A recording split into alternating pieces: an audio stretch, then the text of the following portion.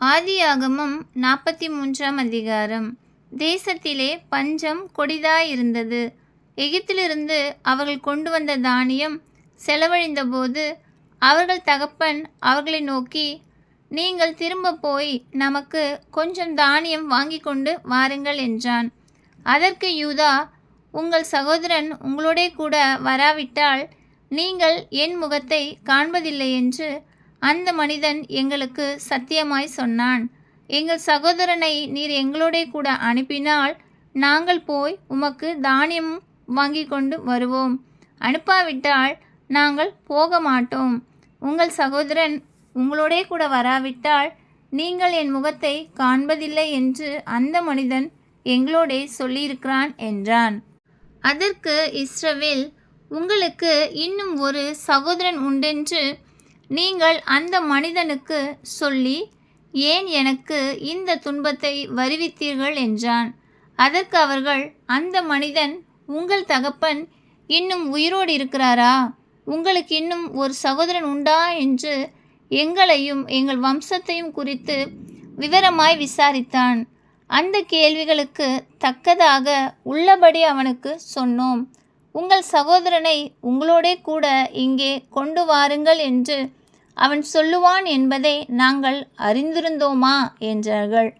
பின்னும் யூதா தன் தகப்பனாகிய இஸ்ரவேலை நோக்கி, நீரும் நாங்களும் எங்கள் குழந்தைகளும் சாகாமல் உயிரோடு இருக்கும்படி நாங்கள் புறப்பட்டு போகிறோம்.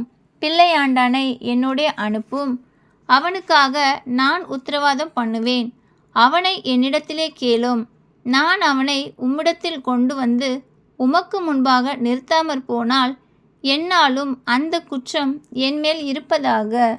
நாங்கள் தாமதியாதிருந்தோமானால் இதற்குள்ளே 2ஆம் தரம் போய் திரும்பி வந்திருப்போமே என்றான். அதற்கு அவர்கள், தகப்பனாகிய இஸ்ரவேல், அப்படியானால் ஒன்று செய்யுங்கள்.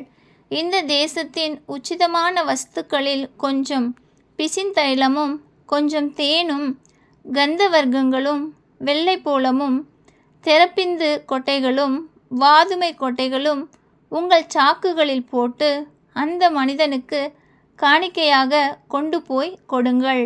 பணத்தை இரட்டிப்பாய் உங்கள் கைகளில் கொண்டு போங்கள். சாக்குகளின் வாயிலே திரும்ப கொண்டு வந்த பணத்தையும் கொண்டு போங்கள். அது கைப்பிசகாய் வந்திருக்கும். உங்கள் சகோதரனையும் கூட்டிக் கொண்டு அந்த மனிதனிடத்துக்கு மறுபடியும் போங்கள். அந்த மனிதன் அங்கிருக்கிற உங்கள் மற்ற சகோதரனையும் பென்யமீனையும் உங்களுடனே அனுப்பிவிடும்படிக்கு சர்வ வல்லமையுள்ள தேவன் அவன் சமூகத்தில் உங்களுக்கு இரக்கம் கிடைக்க பண்ணுவாராக. நானோ பிள்ளையற்று போனவனைப் போல் இருப்பேன் என்றான். அப்பொழுது அவர்கள் காணிக்கையையும் தங்கள் கைகளில் இரட்டிப்பான பணத்தையும் எடுத்துக்கொண்டு பென்யமீனையும் கூட்டிக் கொண்டு பிரயாணப்பட்டு எகிப்துக்கு போய் யோசேப்பின் சமூகத்தில் வந்து நின்றார்கள்.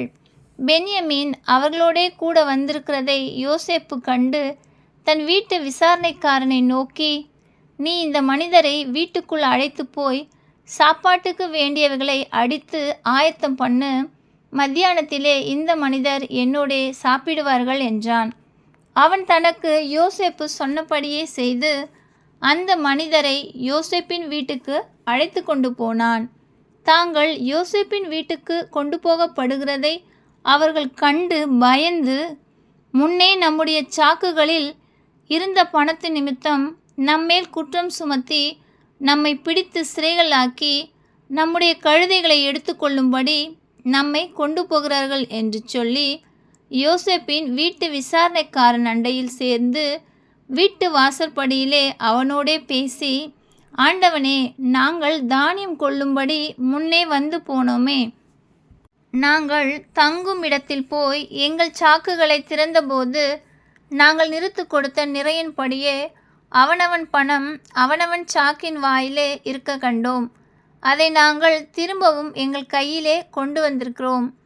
மேலும் தானியம் கொள்ளும்படி வேறே பணமும் எங்கள் கையில் கொண்டு வந்திருக்கிறோம். நாங்கள் முன் கொடுத்த பணத்தை எங்கள் சாக்குகளில் போட்டது இன்னார் என்று அறியோம் என்றார்கள். அதற்கு அவன், உங்களுக்கு சமாதானம், பயப்பட வேண்டாம். உங்கள் தேவனும் உங்கள் தகப்பனுடைய தேவனுமாய் இருக்கிறவர் உங்கள் சாக்குகளில் அதை உங்களுக்கு புதையலாக கட்டளையிட்டார். நீங்கள் கொடுத்த பணம் என்னிடத்தில் வந்து சேர்ந்தது என்று சொல்லி சிமியோனை வெளியே அழைத்து வந்து அவர்களிடத்தில் விட்டான். மேலும் அந்த மனிதன் அவர்களை யோசேப்பின் வீட்டுக்குள்ளே கூட்டிக் கொண்டு போய் அவர்கள் தங்கள் கால்களை கழுவும்படி தண்ணீர் கொடுத்து அவர்களுடைய கழுதைகளுக்கு தீவனம் போட்டான். தாங்கள் அங்கே போஜனம் செய்ய போகிறதை அவர்கள் கேள்விப்பட்டபடியினால் மத்தியானத்தில் யோசேப்பு வருமளவும் காணிக்கையை ஆயத்தமாய் வைத்து காத்து கொண்டிருந்தார்கள். யோசேப்பு வீட்டுக்கு வந்தபோது அவர்கள் தங்கள் கையில் இருந்த காணிக்கையை வீட்டுக்குள் அவனிடத்தில் கொண்டு போய் வைத்து தரை மட்டும் குனிந்து அவனை வணங்கினார்கள். அப்பொழுது அவன் அவர்கள் சுக செய்தியை விசாரித்து, நீங்கள் சொன்ன முதிர் வயதான உங்கள் தகப்பன் சுகமாயிருக்கிறாரா, அவர் இன்னும் உயிரோடு இருக்கிறாரா என்று அவர்களிடத்தில் விசாரித்தான். அதற்கு அவர்கள், எங்கள் தகப்பனாராகிய உமது அடியான் சுகமாயிருக்கிறார், இன்னும் உயிரோடு இருக்கிறார் என்று சொல்லி குனிந்து வணங்கினார்கள். அவன் தன் கண்களை ஏறெடுத்து தன் தாய் பெற்ற குமாரனாகிய தன் சகோதரன் பென்யமீனை கண்டு, நீங்கள் எனக்கு சொன்ன உங்கள் இளைய சகோதரன் இவன்தானா என்று கேட்டு, மகனே, தேவன் உனக்கு கிருபை செய்ய கடவர் என்றான். யோசேப்பின் உள்ளம் தன் சகோதரனுக்காக பொங்கினபடியால் அவன் அழுகிறதற்கு இடம் தேடி துரிதமாய் அறைக்குள்ளே போய் அங்கே அழுதான். பின்பு அவன் தன் முகத்தை கழுவி வெளியே வந்து தன்னை அடக்கி கொண்டு, போஜனம் வையுங்கள் என்றான். எகிப்தியர் எபிரேயரோடே சாப்பிட மாட்டார்கள். அப்படி செய்வது எகிப்தியருக்கு அருவருப்பாயிருக்கும். ஆகையால் அவனுக்கு தனிப்படவும் அவர்களுக்கு தனிப்படவும் அவனோடே சாப்பிடுகிற எகிப்தியருக்கு தனிப்படவும் வைத்தார்கள். அவனுக்கு முன்பாக மூத்தவன் முதல் இளையவன் வரைக்கும் அவனவன் வயதின்படியே அவர்களை உட்கார வைத்தார்கள். அதற்காக அவர்கள் ஒருவரை ஒருவர் பார்த்து ஆச்சரியப்பட்டார்கள். அவன் தனக்கு முன் வைக்கப்பட்டிருந்த போஜனத்தில் அவர்களுக்கு பங்கிட்டு அனுப்பினான். அவர்கள் எல்லாருடைய பங்குகளை பார்க்கிலும் பென்யமீனுடைய பங்கு 5 மடங்கு அதிகமாயிருந்தது. அவர்கள் பானம் பண்ணி அவனுடனே சந்தோஷமாயிருந்தார்கள். ஆமென்.